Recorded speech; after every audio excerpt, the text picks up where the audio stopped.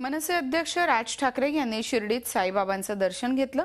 शिर्डीच्या साईंना दान करण्यात येणाऱ्या निधीचा वापर देवस्थानच्या विकासासाठी व्हावा आणि अतिरिक्त निधी देशाच्या विकासासाठी वापरला जावा असं राज यांनी म्हटलंय।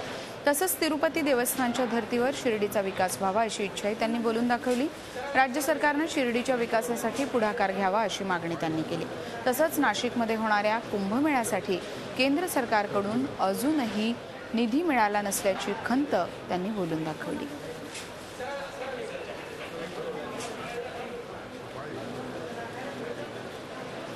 शिर्डी संस्थान हे कायम आहे ना, आणि वर्षानुवर्ष मी ह्या शिर्डी संस्थांचे सगळे अडचणी ऐकतोय, प्रश्न ऐकतोय,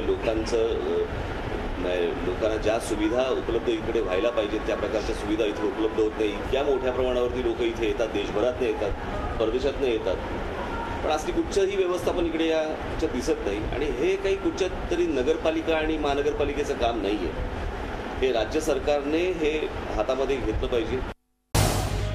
झी 24 तास रहा एक पाऊल पुढे।